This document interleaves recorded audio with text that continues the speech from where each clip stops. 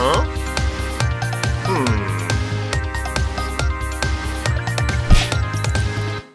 What is up, guys? Welcome back to another redstone showcase slash tutorial-ish kind of video. Anyways, guys, we're on the redstone testing world today, and I have a design for you that I built on the Lionheart server. Now, the design I built on the Lionheart server was with a TNT duper and was in 1.13, which our server is going to stay on for a little while. So I'm going to show you this. I've built it and modified it for 1.13.1 with the changed TNT being back to what it used to be versus 1.13 used to have the larger radius explosion. So this one right here is a little bit less efficient than what the one for 1.13 was, but when it had broken, when El Mango's design had broken, I decided I wanted to go ahead and make a design of my own for blast chamber, mainly for cobblestone, because it had so many uses on our server. And so we're just going to show you the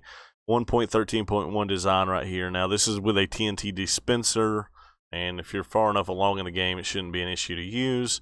But this right here is going to produce quite a lot of cobblestone for you guys.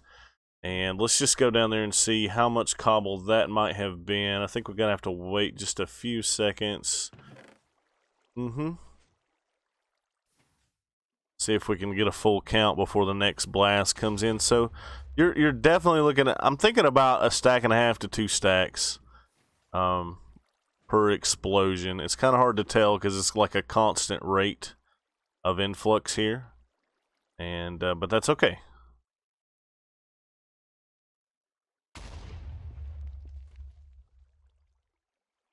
Now, I've never seen this particular version for the 1.13.1 setup. I've never seen it actually break, but I have seen the 1.13 version design break, and I'll explain why it breaks. But rest assured that this design is designed in such a way that when it does break, it doesn't actually break anything. It just clogs up, basically. And that's the same thing that happens with El Mango's blast chamber. It clogs up, but when it clogs up, a lot of other things break too. All your piston pushers and all the stuff involved in that break. But this right here, when it clogs, it's just going to clog and stop running, waiting for somebody to clean it up. So now that we've seen it work a few times, I'll explain what will happen. And it's a lot less likely in the 1.13.1 version because the TNT's going off way more. See, I think we've had 3 or 4 explosions now, and I mean, we've already got a couple stacks here. I mean, it's pretty good. If you got access to the TNT, it's going to save you a lot of time and effort when it comes to getting your stone and everything. So let me explain why it will clog if it is going to, and that's basically because this. Not this one, this one. You have this observer here tracking, you know, how full this is, and when it's full, it'll push. Well, if you just happen to have this happen where it gets to push limit. So basically, yeah, that right there is push limit. So if I were to get another item in there, that won't actually push. Now we're going to get TNT.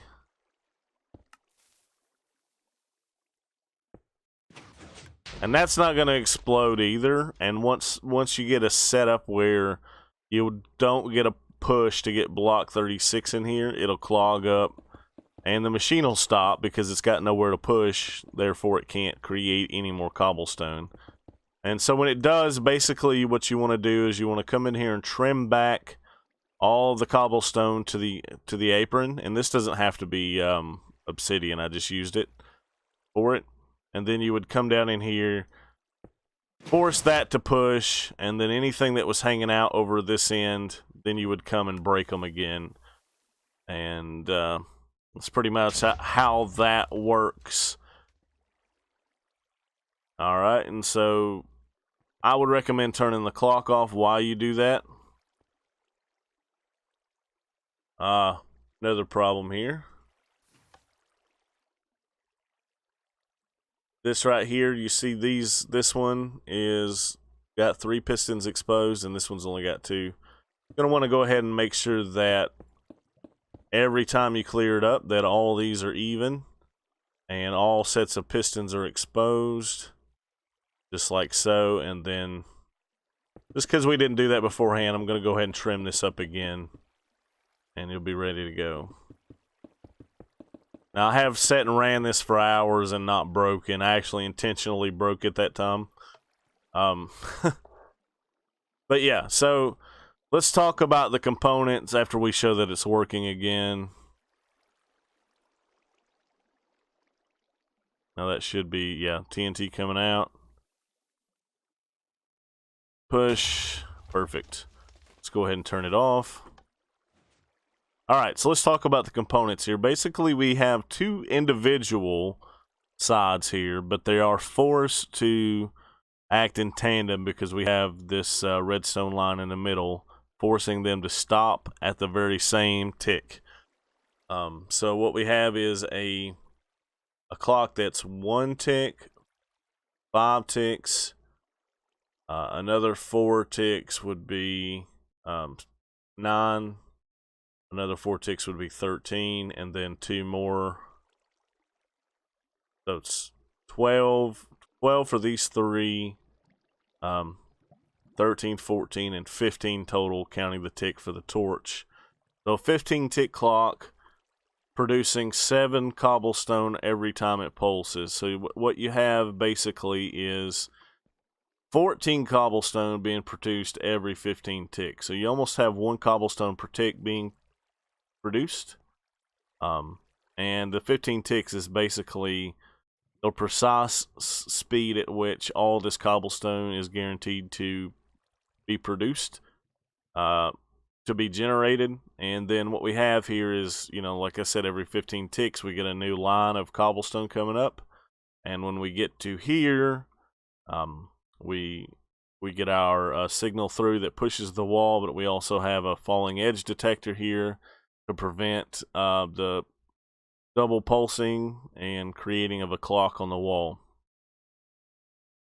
What we then have is every time we get a tick, we come up into this monostable circuit. This gives us a very short pulse on the rails, which are being read by these observers. And basically, this tells the machine to send a TNT every other push. So the way it's set up, it's actually only going to go between 2 droppers at a time.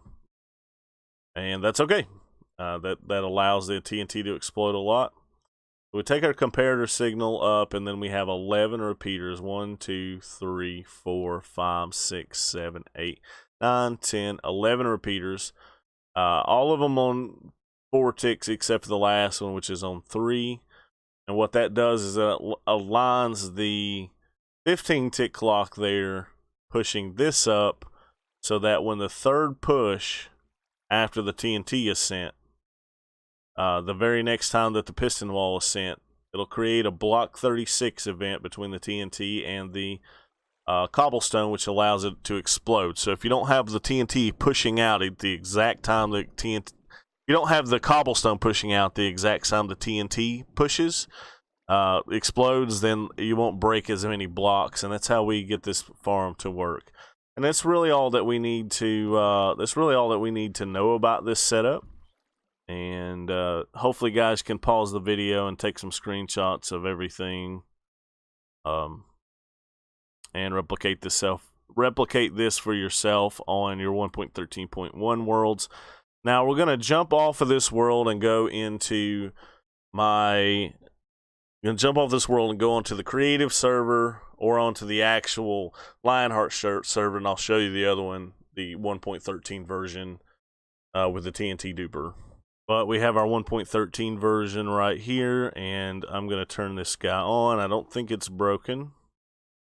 Yeah, it should be working just fine. No, actually, that side over there is clogged up. Must have turned it off at the wrong time. Let's go ahead and give that guy a push. I'm going to trim these off, like I said before. Same thing in this version. Just trim everything back to the apron.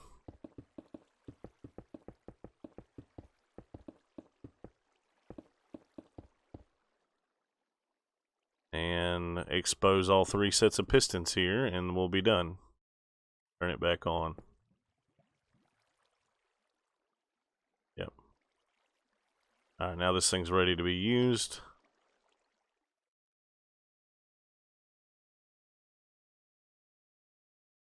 The reason we even everything up is because it's very important that the thing runs on the same time to create that block 36 event.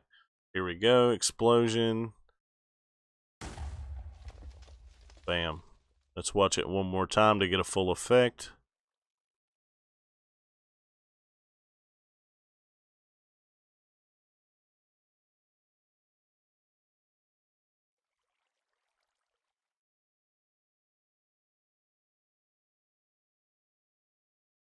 And here comes the TNT.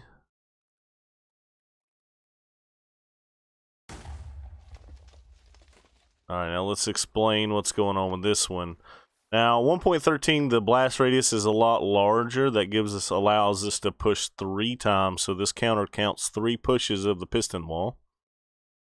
And the same thing, you know, monostable circuit into the rails. And then we come through here with the TNT duper, though we need a monostable circuit here. And we still have the same amount, our 11 repeaters, the last one being on 3 ticks going into here. And this is a TNT duper showed by Eczema Void, but I modified it with this water channel here so that when the TNT falls down, it's actually forced through that hole and will land directly on here. And if you don't have that, the TNT may be on half a block here, half a block there, and it actually won't work properly with the setup. So here's how the duper looks by itself. Basically have this L shape here with a detector rail with a minecart on it, and this cobblestone wall holds the rail there. Of course, a sticky piston, and then over here we have the opposite L shape, and these 2 pistons just ping pong it back and forth, and the TNT is detonated. So basically 2 ticks, 4, 4, 3, dot, dot, and that's it. And our water channel just pushes it like right to the middle where we want to drop it at, and that's how that works. So other than that, everything else is exactly the same as the 1.13 version that I showed you guys. So anyways, guys, I hope you enjoyed it. If you have any questions, leave them down in the comments. This has been Ike bringing you ideas and tutorials to help you survive and thrive in Minecraft. And until next time, guys, happy Minecraft, and we'll see you later. Bye-bye.